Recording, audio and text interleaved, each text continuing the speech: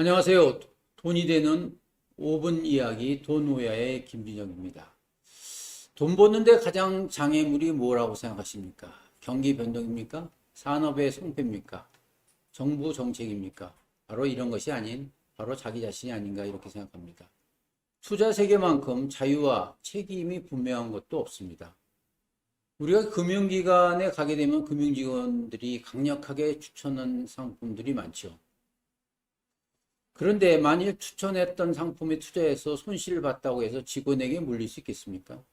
한번 이렇게 생각해 보시죠. 직원이 추천할 때는 자신의 인센티브가 좋은지 수익률이 좋은지 분명히 자신의 인센티브가 중요하지 않나 이렇게 보고 있습니다.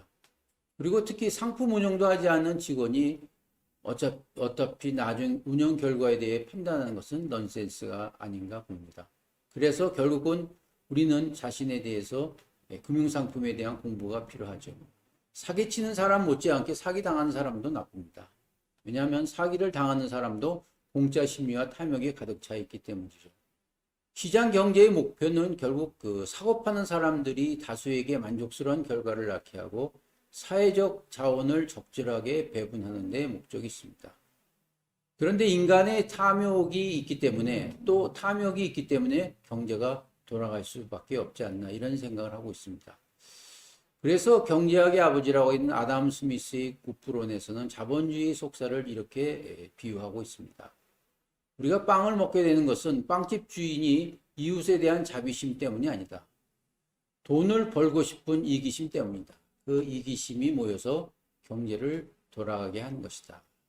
결국 아담 스미스는 그 가격을 결정한 것을 보이지 않는 손이라고 얘기하고 있습니다. 우리가 경제활동하는 것도 역시 시장 경제를 하는 것도 보이지 않는 손, 바로 탐욕의 욕망이 아닌가 이렇게 보고 있습니다. 경제는 차가운 피라고 하죠. 윤리학이나 선과 도덕을 이야기하지 않습니다. 결국 우리 삶은 매 순간 도전을 받고 해결해야 되지 않나 보고 있습니다. 결국 우리가 돈을 벌고 여러 가지 문제를 해결할 수 있는 것도 조직이나 그리고 이웃도 있을 수가 없죠. 결국은 누군가가 해결해 줄 수 있는 기대도 하기 어렵습니다. 스스로에게 자기 인생의 길에 질문을 하고 해답을 찾아야 되지 않을까 이렇게 생각합니다. 투기의 최초의 거대 사건은 아시는 바와 같이 네덜란드의 튤립 투기 열풍이죠. 당시 해상무역을 장악했던 네덜란드의 경제정부가 최고조에 달했을 때입니다. 1634년부터 37년까지 약 3년 동안의 튤립 가격이 무려 5,900%, 그러니까 59배가 놀랐죠. 그리고 특히 그 당시에 막대한 돈이 네덜란드로 들어들면서 유동성이 풍부했죠. 만약 동인도 회사들이 다 이제 네덜란드였죠. 그리고 돈이 많다 보니까 미술품도 큰 인기를 얻었고, 심지어는 중산층 가정에도 미술작품 한 점 정도가 있어야 되지 않냐, 이렇게 하였기 때문에 튤립 투기가 일어났던 것입니다. 그런데 투자는 어떤 것이어야 되느냐? 한번 투자의 형태에 대해서 한번 생각해 보겠습니다. 피터 린치는 77년부터 1990년까지 운영한 마젤란 펀드가 660배가 늘었습니다. 13년 동안 연평균 30%죠. 우리는 투자의 적기가 언젠가라는 것에 대해서 많은 의문이 있는데 피터 린치는 칵테일 파티 이론을 이야기합니다. 칵테일 파티 이론이라고 하는 것은 칵테일 파티 장소에 사람들이 주식에 대해서 주고받는 이야기를 어떻게 어느 상태인가에 따라서 나타날 수 있는 것이죠. 첫 번째 단계는 있습니다. 주식값이 한동안 이제 내려가 있으면 사람들은 오르라는 기대를 하지 않습니다. 그래서 내가 펀드 매니저라 이렇게 하면 아무도 관심을 두지 않습니다. 그리고 주식에 대해서도 당연히 이야기하지 않죠. 오히려 그 옆에 있는 치과 의사에 가서 충치에 대해 이야기합니다. 그리고 두 번째 단계에서는 사람들은 내가 펀드 매니저라 이렇게 하면 그 얘기를 듣고 조금 머물다가 다시 치과 의사한테 갑니다.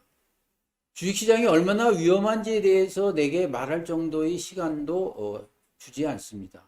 그때 장세는 1단계보다도 약 15% 상승했을 때이지만 아직도 관심을 두는 이가 없습니다. 이제 세 번째 단계는 주가가 한 30% 올라가 있을 때입니다. 이럴 때 열성적인 몇몇 사람들이 번갈아 가면서 내 옆에 차지하면서 어떤 주식을 사야 할지 그리고 얘기합니다. 그리고 치과 의사마저도 자기가 병원에 대해서 얘기하신 것이 아니라 어떤 주식을 살지 묻습니다.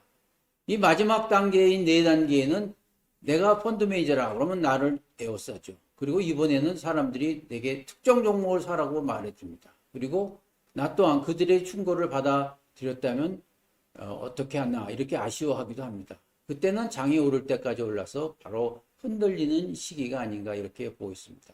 바로 대다수의 사람들이 주식을 거들떠보지 않을 때가 주식을 사야 할 적기가 아닌가 생각합니다. 감사합니다.